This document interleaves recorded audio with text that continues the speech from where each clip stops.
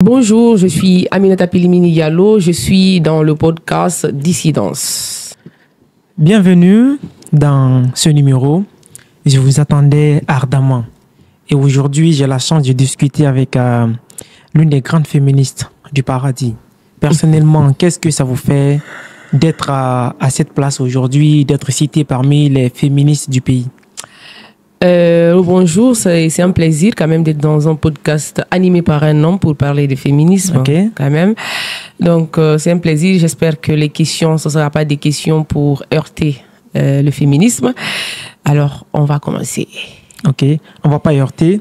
Moi, je vous aime personnellement. Je vous adore aussi. Avant même qu'on soit en contact, qu'on se connaisse dans la vraie vie, je vous suivais sur les réseaux et j'admirais tellement ce que vous faisiez.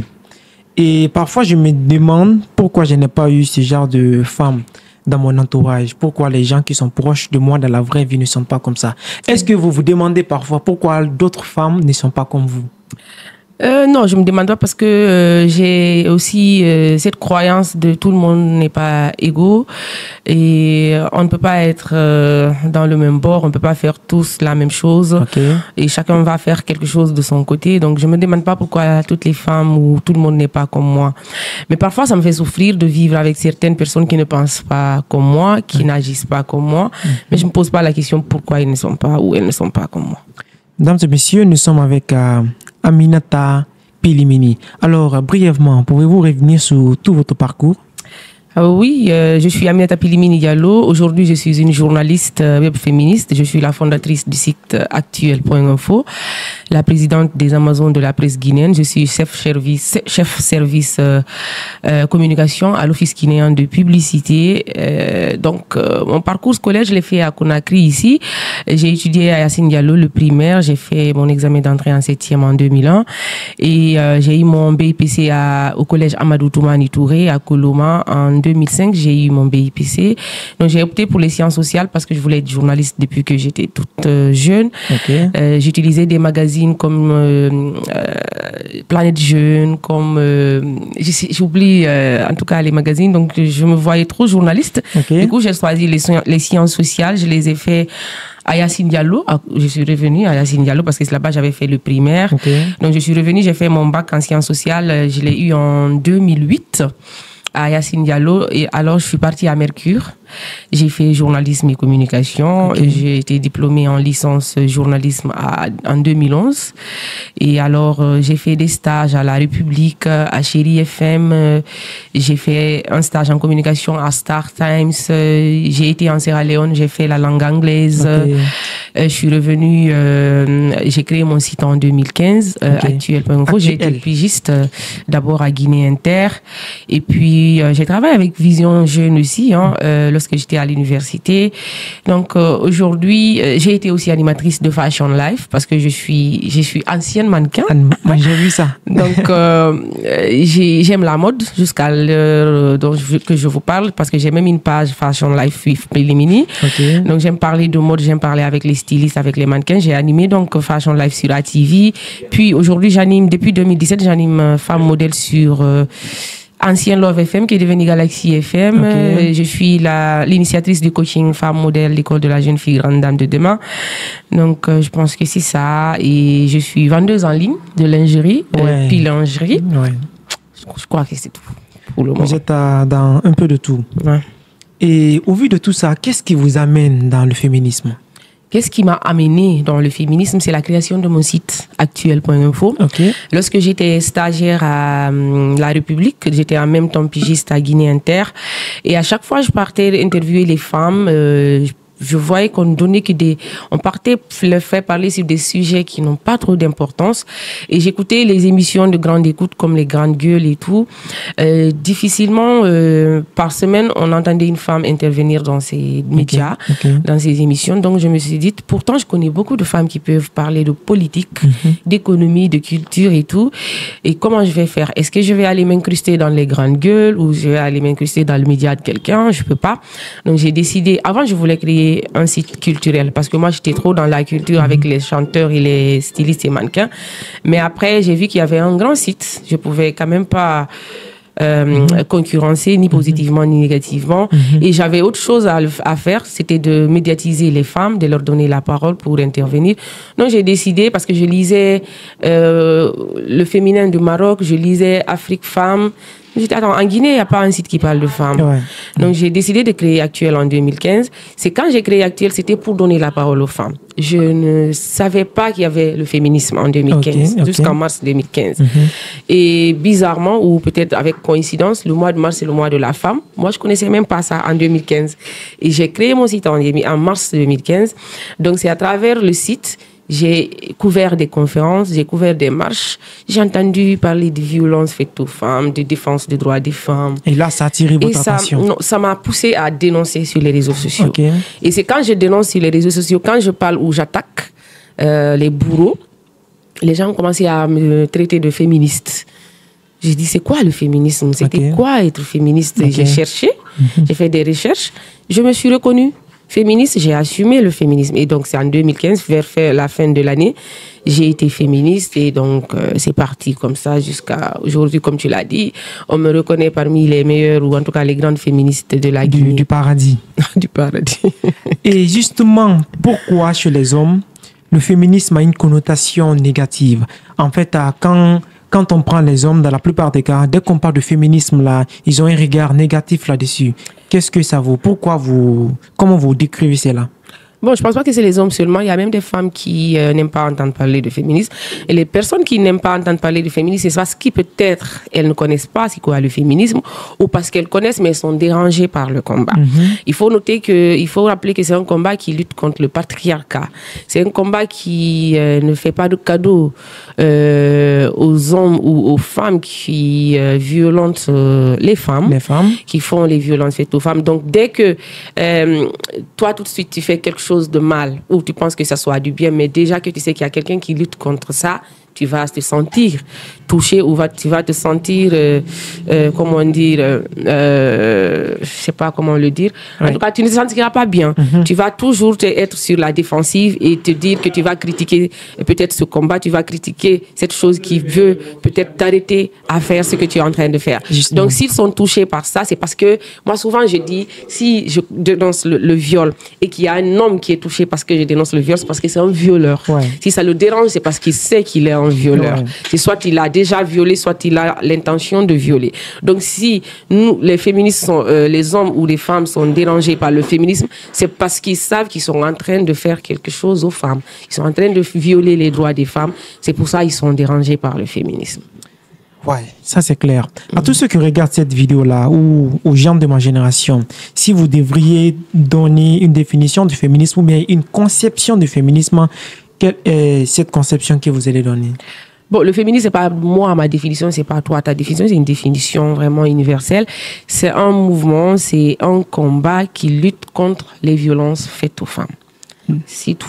C'est pas quelque chose d'autre. Il y a tellement de définitions des gens qui veulent nous mettre à terre, mais la seule définition, c'est que c'est un mouvement, c'est un combat qui lutte pour les droits des femmes ou qui lutte contre les violences faites aux femmes. Ok, d'accord. Depuis que vous vous êtes lancé dans cette aventure-là, vous êtes devenu une personnalité publique. Vous avez une grande communauté derrière vous, une grande audience derrière vous. Quelles sont les difficultés que vous rencontrez dans cette sphère publique-là? Beaucoup, surtout quand il y a web féministes, parce qu'il y a les féministes peut-être sur le terrain, mais il y a les web féministes que nous sommes aujourd'hui, je ne sais pas comment on s'est même retrouvé dedans, mais parce que sûrement on est en train de dénoncer sur les réseaux sociaux, on sensibilise et on défend sur les réseaux sociaux, on informe, on fait la promotion des femmes, donc ça devient du féminisme web, et nous sommes victimes de beaucoup d'attaques, des antiféministes ou des gens qui veulent juste avoir du buzz, des likes, des injures ou des menaces, ou encore en tout cas de la haine sur les réseaux sociaux. Et on a appris avec le temps de vivre avec. Parce qu'on s'est dit que plus, moi par exemple, plus on m'a attaqué, plus je me suis fait connaître. Plus on m'a attaqué, plus j'ai eu des formations. Des opportunités. Plus des opportunités, plus des formations. D'ailleurs, ça m'a encore donné encore plus le courage d'avancer. Je vais peut-être donner juste un petit exemple. Tout récemment, il y a eu un mariage d'une star guinéenne qui a épousé une deuxième femme. Ça a créé des polémique et j'ai l'habitude quand même de me mettre dans les polémiques. Directement, j'ai parlé et peut-être j'ai oublié que j'étais dans le même problème, la polygamie. Et directement, les gens ont laissé la star, se sont jetés sur moi. Parce qu'ils voulaient me parler depuis que je me suis mariée. Ouais, et c'était l'occasion pour eux. C'était l'occasion pour eux parce que pour tout le monde se disait que je n'allais pas me marier. Beaucoup, c'est pas tout le monde. Beaucoup, les antiféministes disaient que je n'allais jamais me marier parce que j'avais tellement de positions très dures sur le mariage peut-être ou sur ce qui se passe dans le mariage. Mais j'étais pas contre le mariage. J'ai jamais été contre le mariage. Sinon, tout le monde a vu que j'ai exhibé une bague de fiançailles. Quelqu'un qui est contre le mariage ne va jamais exhiber sa bague de fiançailles. Donc, les gens là, ils ont vu que je me suis mariée. Donc, ils n'avaient rien à faire, rien à dire. Et heureusement pour eux, ils ont eu une occasion pour m'attaquer. Ouais. Et du coup, cette attaque m'a permis encore de me retrouver, m'a permis de savoir que le féminisme et les féministes sont derrière moi, que ma famille me soutenait. Et je n'ai pas dit ça sur les réseaux sociaux. Je te jure que j'ai eu un soutien que je n'attendais pas. Et je t'assure que ça ne m'avait rien fait. Jusqu'à ce qu'on me soutienne, j'ai compris que ça a touché beaucoup de personnes. J'ai vu des féministes mauritaniennes, des féministes sénégalaises qui se sont insultées avec des antiféministes guinéens à cause de moi, à cause de cette polygamie. Donc c'est pour te dire que ces attaques sur les réseaux sociaux, c'est un bien pour nous parce que ça nous ouvre encore les yeux, ça nous ouvre le chemin et ça nous aide à nous repositionner et à savoir comment on peut avancer dans ce combat parce que carrément c'est un combat. Donc du coup c'est ça, on est victime de tout ce que j'ai cité et de la haine même sur moi je suis pas une féministe du terrain à 100%, mais je connais des féministes du terrain qui sont victimes d'attaques physiques parfois bien sûr. Par exemple le club des jeunes filles, une fois elles sont parties faire une sensibilisation sur les MGF, les mutilations génitales féminines, l'excision. Et c'est pas facile d'aller parler de ça dans nos communautés, avec nos mamans qui ne sont pas allées à l'école, par exemple, qui ne sont pas bien informées. Les filles sont parties et ils ont failli les lyncher. Et heureusement, elles étaient avec des forces de l'ordre, sinon on pouvait leur faire du mal. Donc il y a beaucoup de féministes qui sont victimes de ça en Guinée et dans les autres pays de l'Afrique. On est victimes. Est-ce qu'en tant que féministe, par exemple, quand les hommes voient une féministe, ils voient déjà l'image d'un soldat qui est devant eux? Est-ce que les féministes ont du mal à avoir une relation saine avec les hommes? Peut-être, moi je ne vais pas parler à la place des hommes. Ça, peut-être on va poser une question à un homme qui a eu une féministe devant lui, il sent une soldat ou soldate devant lui. Mais je pense que les féministes ont des relations très saines. Parce que les féministes sont très informées sur les relations toxiques. Elles lisent beaucoup. Les féministes, c'est des gens qui lisent beaucoup. C'est des gens qui sont très, très informés. C'est des gens qui comprennent les choses facilement.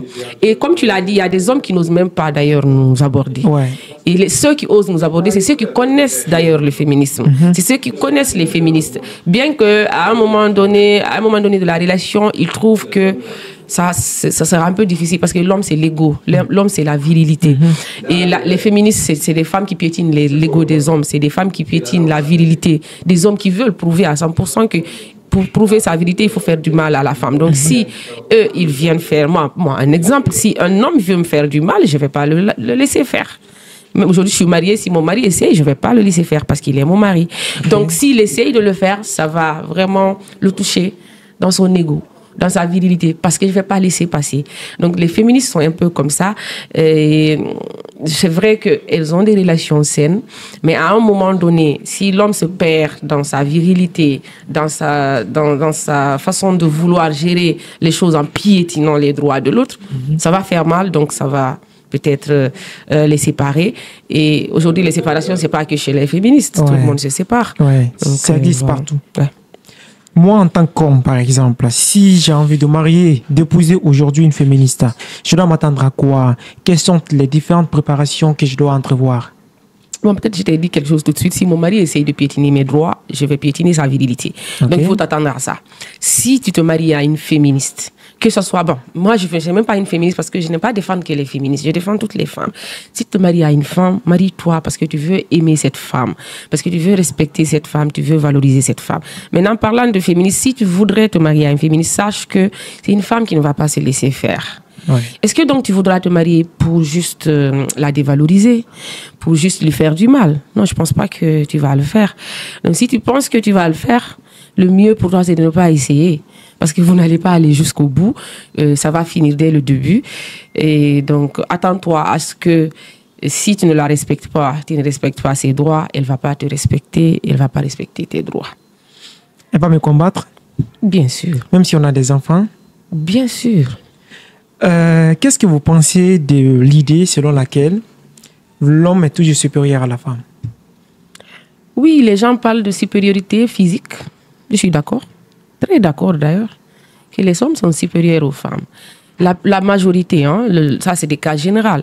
Tout de suite, quand je suis la seule femme peut-être parmi nous ici, mais si tu me dis tout de suite de prendre le micro, je te dirais que je ne peux pas le prendre. Parce que moi d'ailleurs, la force, c'est pas moi. Donc, je ne suis pas féministe pour penser que je suis plus forte que toi physiquement. Je ne suis pas féministe pour penser que même mon petit frère de 10 ans est plus fort que moi physiquement. Mais je ne suis pas aussi féministe pour penser que toi, tout de suite, on te donne un article à faire, tu es plus fort que moi. Non, ça, c'est pas vrai. Je te dirais que je peux te battre.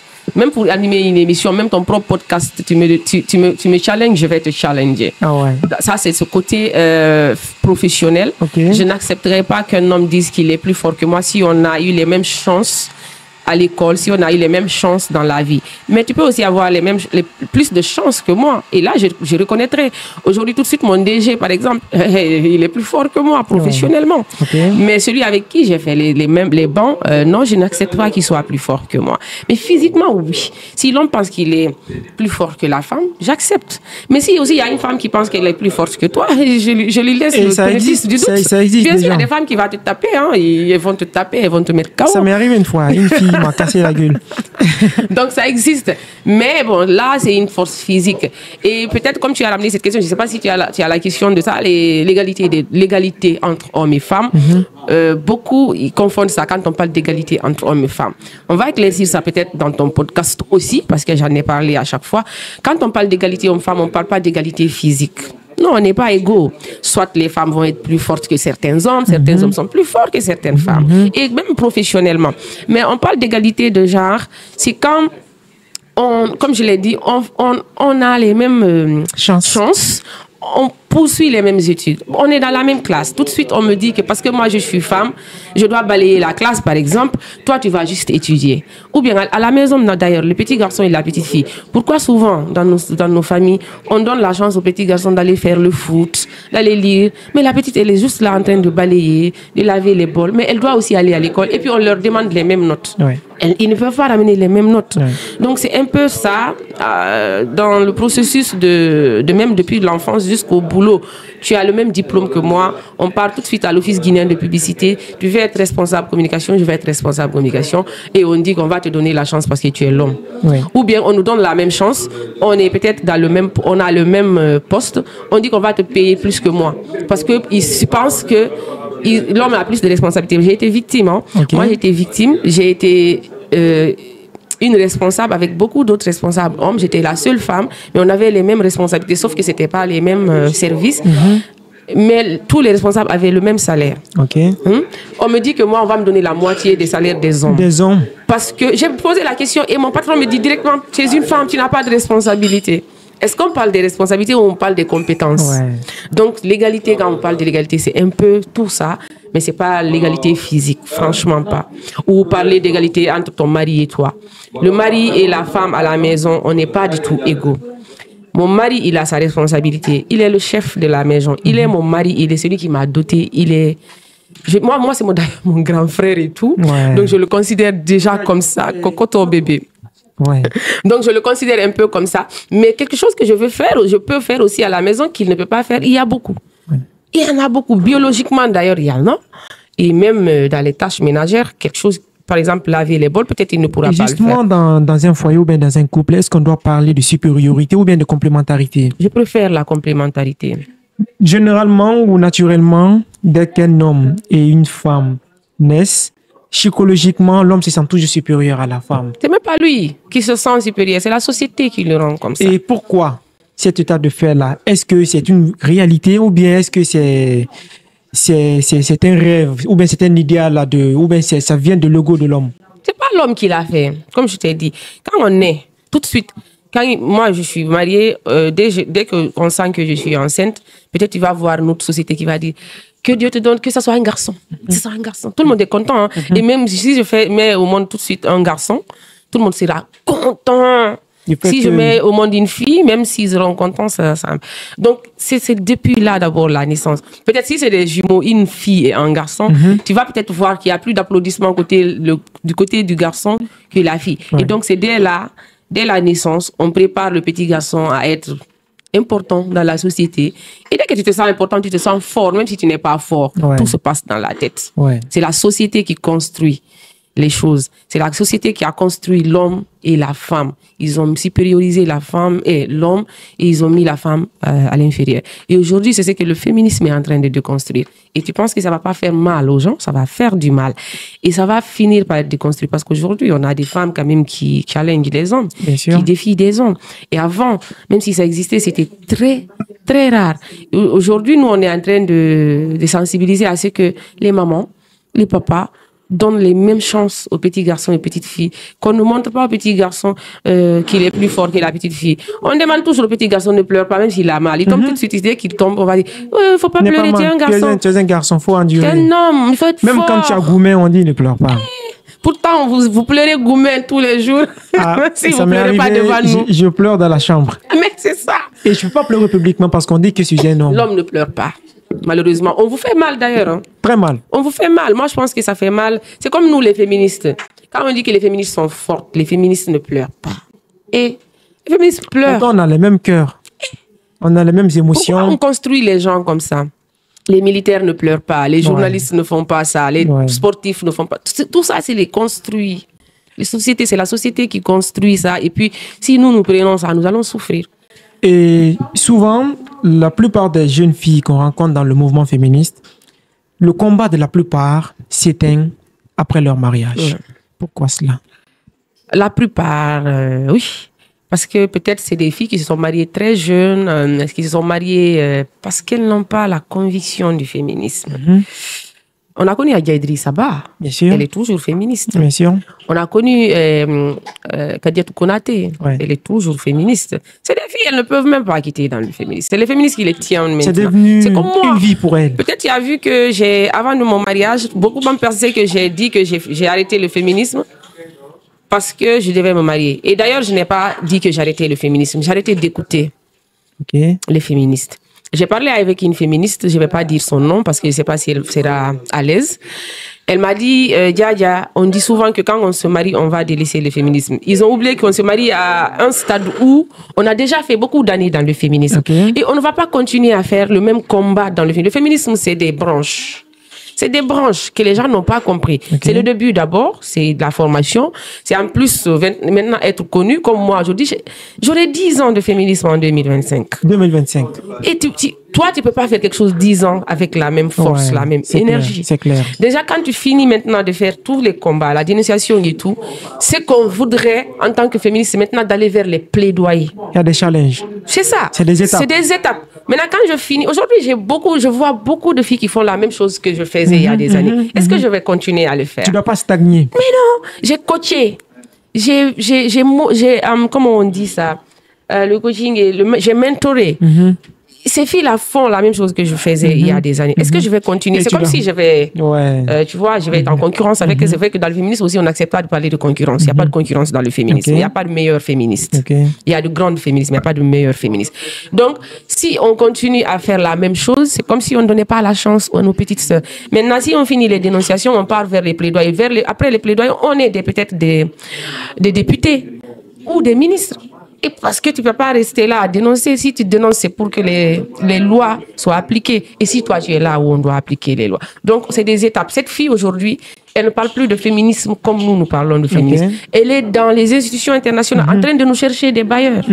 Et pourtant, elle fait du féminisme. Mais personne ne sait. Et tout le monde crie, oh, elle a arrêté le féminisme. Ils ne savent pas que c'est elle qui nous donne la force.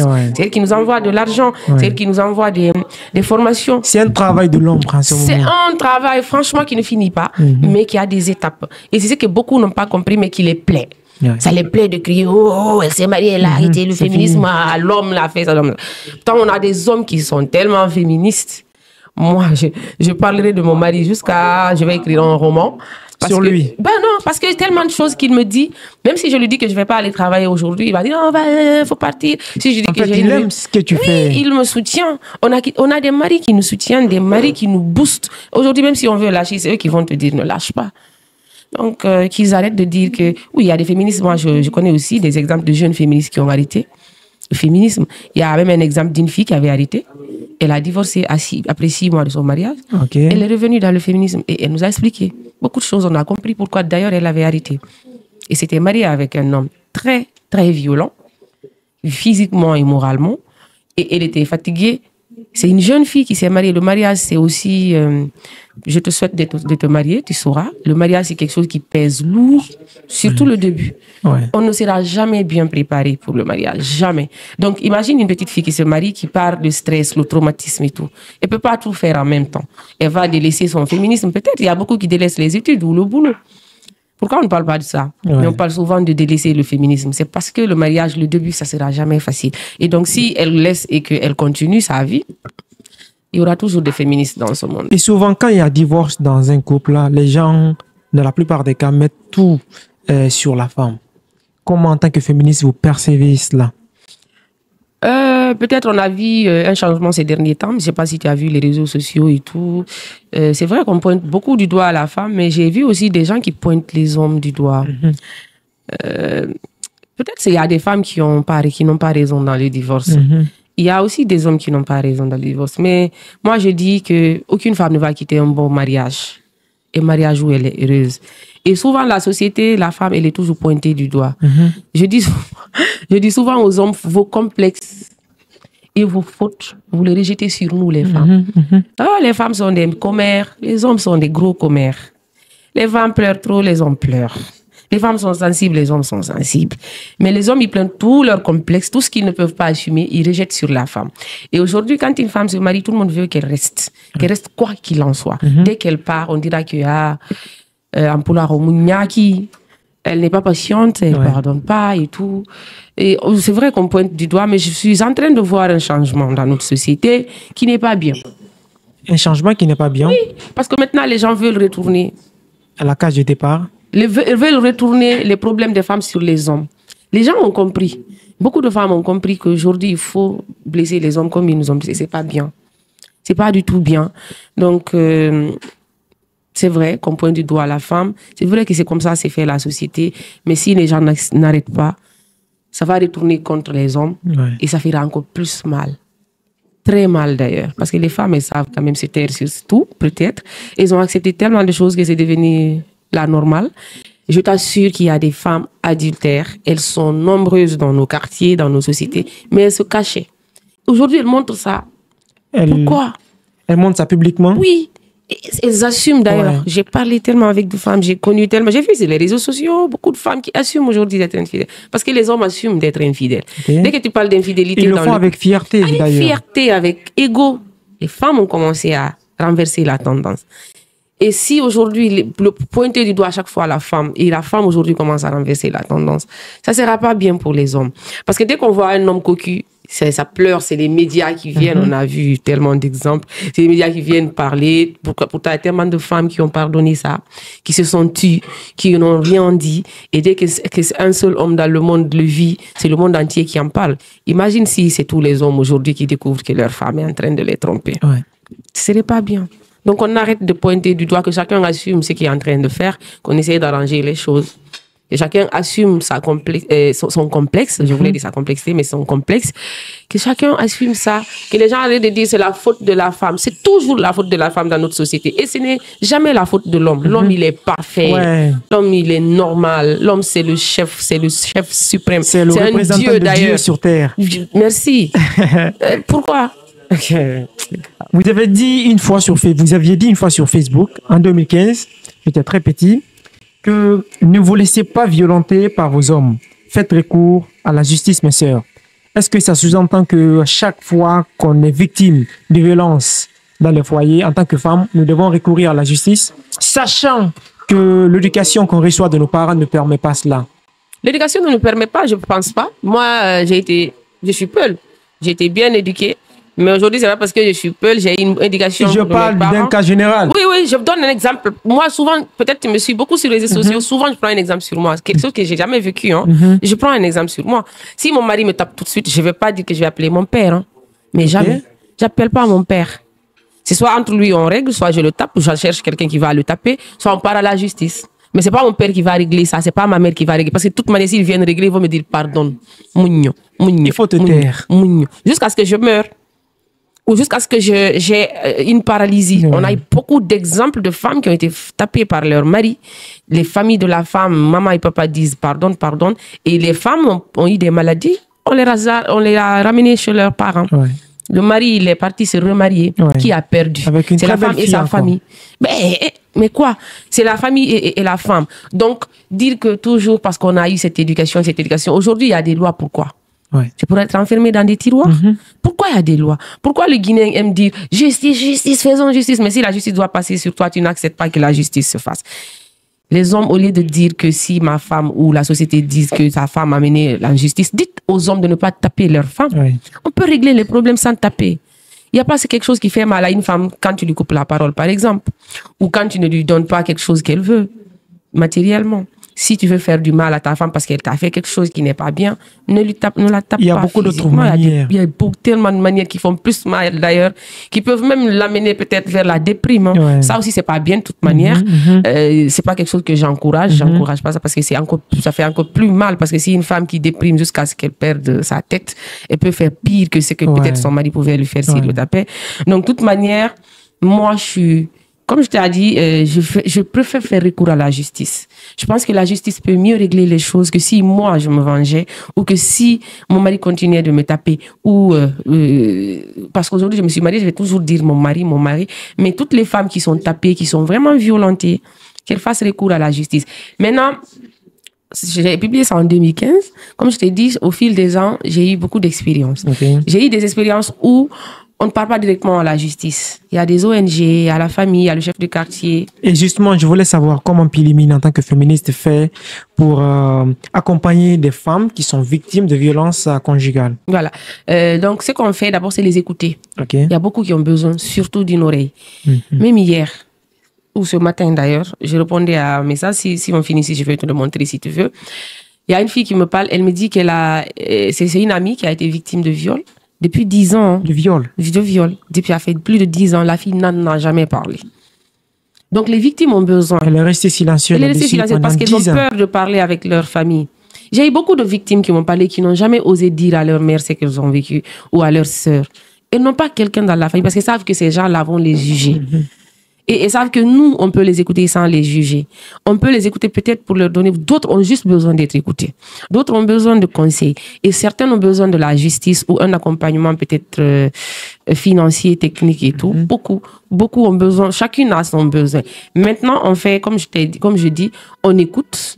On donne des conseils, on oriente. On oriente, c'est comment? Si elle a besoin vraiment d'aller en justice, nous sommes les Amazones de la presse guinéenne, par exemple. Nous sommes des journalistes. Nous, ce que nous faisons, c'est quand tu as surtout besoin de médiatisation ou de réseaux sociaux.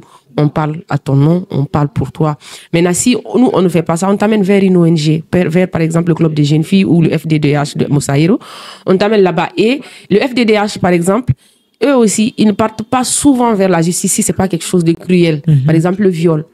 Parce que le viol, c'est vraiment criminalisé. Ouais. Donc, elles ne partent pas directement si c'est des problèmes peut-être juste de dépenses entre l'homme et la femme ou des coups et blessures. On part peut-être vers la famille. Nous-mêmes, parfaitement, pas moi, mais les ONG, quand je dis nous, c'est les ONG. On part vers les familles des deux conjoints. On en parle. On essaye de leur dire que voilà, c'est ça. Si vous dépassez ça, il y aura la justice. Et tu penses que le Guinéen n'a pas peur de justice, c'est quand tu n'es pas féministe, tu vas voir ça. Ouais. Ils ont peur de la police, ils ont peur de la justice. Donc, on leur dit ça. Et parfois, ça s'arrête. On ne vient plus se plaindre chez nous. Dès qu'on appelle la femme, il dit tout va bien. Alors, si ça dépasse ce stade, on part vers le chef de quartier. Si ça dépasse le chef de quartier, c'est directement à la police. Okay. Maintenant, la police, souvent, il y a le projet qui est inclus. Et dès que le projet est inclus, il faut te dire que la justice va se mêler. Hein. Et si la justice se mêle souvent, nous-mêmes, on n'aura plus notre mot à dire. Nous, c'est juste là-bas, on peut, les ONG en général, c'est juste là-bas, on amène le dossier. Oui. Après, on suit peut-être le dossier de près. Et à la seconde après, on a un autre problème encore. Hein. On a tous les jours un problème qu'on gère. Tous les jours, les ONG sont dans des problèmes. Est-ce que vous pensez que les femmes doivent être soumises dans les foyers? Peut-être je vais te poser la question, hein, c'est quoi la soumission? La soumission, c'est cette idée selon laquelle la femme doit s'aplatir devant l'homme. La femme doit rester muette. La femme doit rester toute oui face à tout ce qui vient de l'homme. Je ne pense pas donc qu'elle doit être soumise. Non. La femme ne doit pas se coucher et l'homme va marcher sur elle. La femme ne doit pas être toute oui.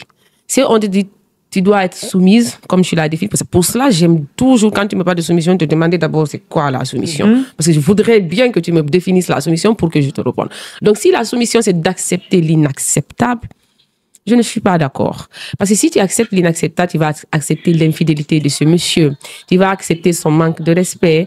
Tu vas accepter d'être violenté physiquement, psychologiquement, peut-être financièrement, parce qu'il y a cette violence aussi. Donc, je ne suis pas d'accord avec la soumission. Pas du tout. Souvent, je disais, avant de me marier, j'avais les hashtags insoumises. Peut-être tu le sais, tu vois. Anticonformiste. Anticonformiste, c'est ça. Je suis anticonformiste, je suis insoumise. Et jusque-là, je suis insoumise. Hein. Si la soumission, c'est vraiment d'accepter le mal, personne ne va me faire du mal. J'accepte. Est-ce qu'au vu de ça, vous pensez que le féminisme est un mouvement réactionnaire au principe de l'islam? Principe de l'islam, c'est une religion féministe. En quoi l'islam est une religion féministe? Parce que l'islam défend la femme. L'islam respecte la femme. L'islam a même une sourate dédiée à la femme. L'islam, une sourate, toute une sourate, juste la femme. Ok. Et l'islam a libéré les femmes. Avant la venue de l'islam, les femmes étaient traitées de sorcières. Toutes les femmes fortes et intelligentes, on les enterrait. Jusqu'ici, on les lapidait. C'est l'islam qui est venu les libérer. Pourquoi? Mais dans l'islam, par exemple, on ne voit... L'islam ne donne pas la priorité à la femme, par exemple. Côté direction de la prière, par exemple. Quand il s'agit de prendre les devants, l'islam n'a jamais priorisé la femme. Comment, en tant que féministe, vous percevez cette conception ou bien cette façon de structurer les choses chez l'islam? En parlant de prière, le blasphème peut-être, une femme ne peut pas prier devant un homme. Okay. Physiquement. Une femme ne peut pas se courber devant un homme et lui, il va prier carrément avec sa foi. Moi, je pense que peut-être c'est ça, je ne sais pas, parce que je n'ai pas discuté avec Dieu. Je n'aime pas trop les discussions. C'est votre conception de la chose. C'est ma conception. J'ai des réflexions très, très dangereuses. Ça, je le reconnais.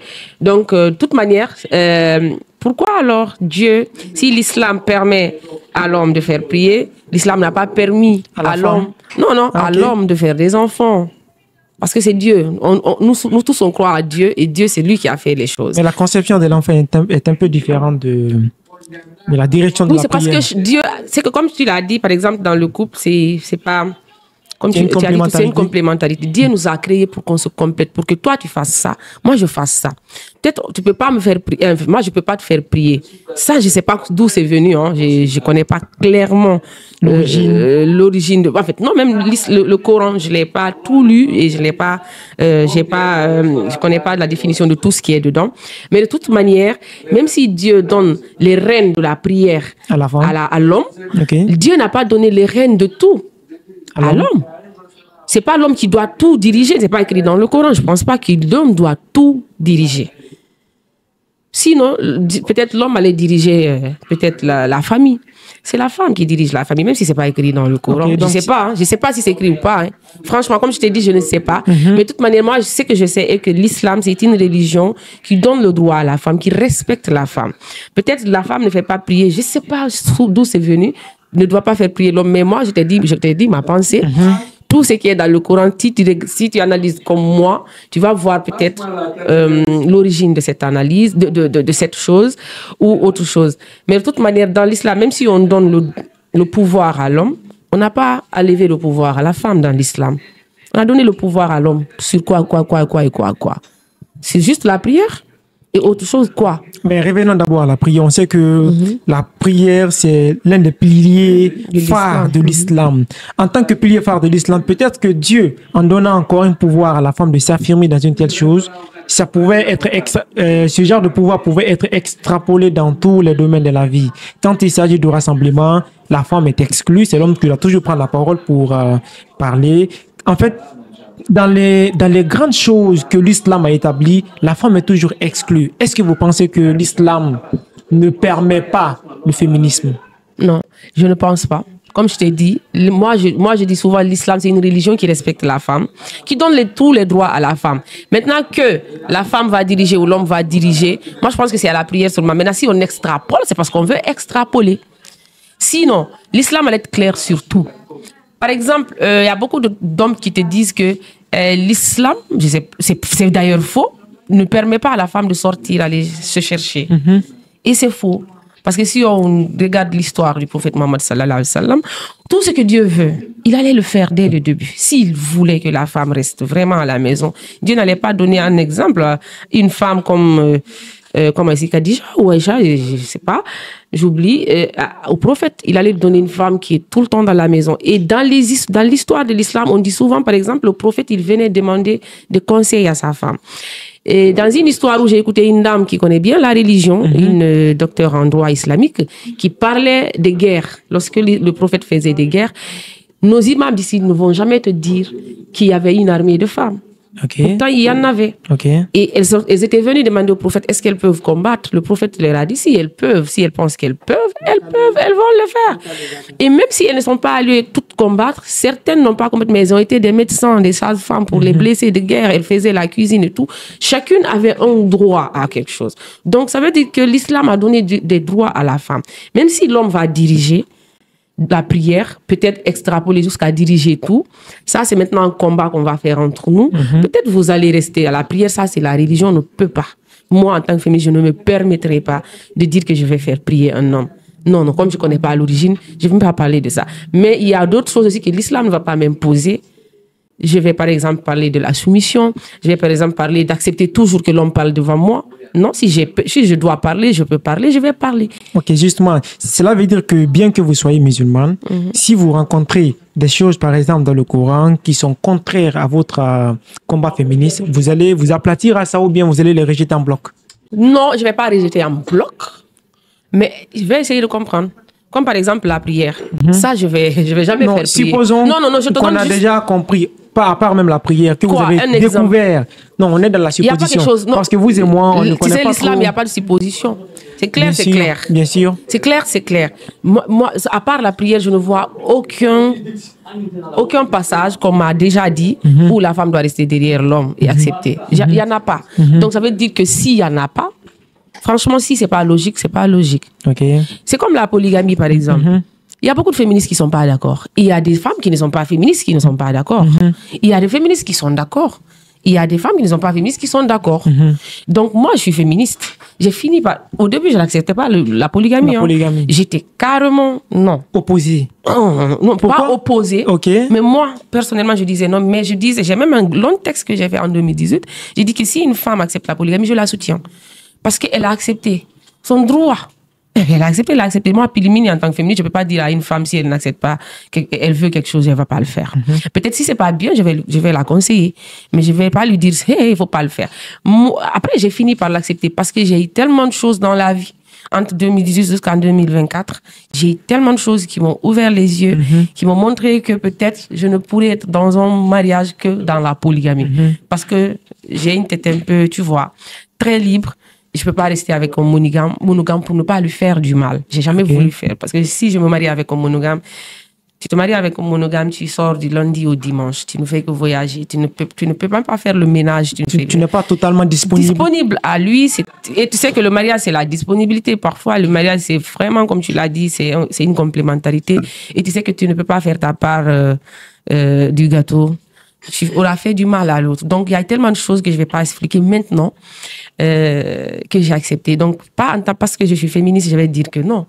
Ça, c'est la religion, c'est vrai. Et même si ce n'était pas religieux, la polygamie, aujourd'hui, il y a des gens qui ne sont pas musulmans qui font la polyandrie, la polygénie, le polyamour. Il y a tellement, c'est un choix de vie.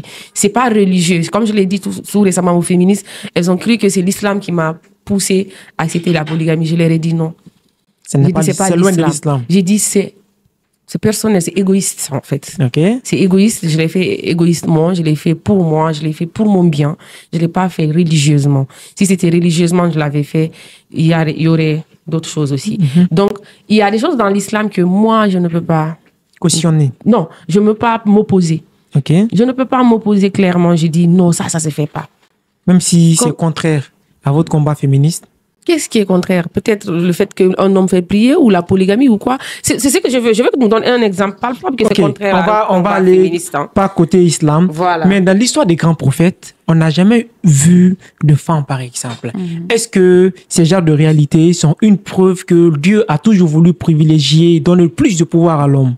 Comme tu l'as dit, on ne devrait pas parler trop de religion parce que là aussi, j'ai toujours posé cette question. Je ne sais pas si je vais revoir peut-être la publication. Pourquoi il n'y a eu que des prophètes? Moi, je me suis posé cette question. J'ai dit, c'est le patriarcat qui nous a imposé que ce soit que des hommes qui ont été des prophètes. Est-ce que c'est vrai? Est-ce que c'est réel? Est-ce que c'est Dieu qui a amené que des hommes pour diriger les religions? C'est même pas seulement l'islam, même le christianisme. Il n'y a eu que des hommes. Et le patriarcat a commencé dans nos religions. Toujours dire que c'est l'homme qui a fait ça. Donc, Dieu n'avait pas confiance aux femmes. Ouais, peut-être. C'est des interrogations. Voilà, ça, c'est des interrogations que moi, je n'aime pas. Soulever. Vraiment... je n'ai pas discuté là-dessus. Dieu a créé Ève et Adam. Dieu a créé une femme et un homme. Pourquoi après ça a pris le dessus? Dieu a commencé par l'homme. On a pris la côte sur le tu vois. Vous croyez à cette histoire? Donc, est-ce que je vais discuter avec toi? Tu vas jamais me dire que c'est réel, ça s'est passé devant toi. Donc, est-ce que vous je vais doutez discuter de ça? avec Dieu? Je doute de beaucoup de choses. Okay. Ça, je l'ai dit sur les réseaux sociaux, je l'assume. Je doute sur beaucoup de choses parce que pour moi, il y a certaines choses, je prie, je jeûne et je crois en Dieu, j'ai la foi, mais je ne crois pas aux religieux qui expliquent certains textes. Ça, je l'assume. À qui veut l'entendre? Donc, il y a certaines choses, je veux... Parce que de toute manière, on ne va pas discuter jusqu'à ce que j'ai la réponse parce que ce n'est pas Dieu qui va descendre du ciel pour me répondre. Pour départager. Ça, peut-être, on va le reparler à l'au-delà. On va faire nos podcasts là-bas. On va voir comment on va devant Dieu, il va être là en tant que jury. Quand on discute un peu, il dit, ben ça, là, c'est pas ça. J'avais fait ça pour telle chose. Mais en tout cas, je me pose la question, pourquoi il n'y a pas eu de prophétesse? Pourquoi? Ça aurait été bien plus mieux parce que... Moi, je ne sais pas. Peut-être, je ne sais pas. Peut-être Dieu ne nous aime pas. Peut-être c'est... Pourtant, Dieu nous aime. On dit qu'il a créé la femme dans le paradis, qu'il a fait ceci. Pourquoi il a fallu et qu'il puis, commence... tu vois, il y a une question, il y a un truc aussi sur l'islam, tellement pour te dire que c'est tellement patriarcal aussi parfois de côté. On dit que l'homme, quand il meurt, il rentre au paradis, il aura 80 combien de femmes? Ouais. Mais on ne dit jamais que la femme aura 80 hommes. Peut-être que ça a commencé ici parce là-bas, que... non, c'est là-bas que la vérité va éclater parce que là-bas, Dieu sera là. Il va nous dire pourquoi nous, on n'a pas droit aux 90 hommes. Vous croyez à ça? Je ne sais pas. Qu'est-ce que je sais? 90 femmes, je ne sais pas si c'est ça ou bien combien. Combien de femmes? En tout cas, je sais qu'ils disent que les hommes auront des femmes, un nombre de femmes. Et ils n'ont pas dit même un seul homme pour une seule femme. Ouais. Pourquoi?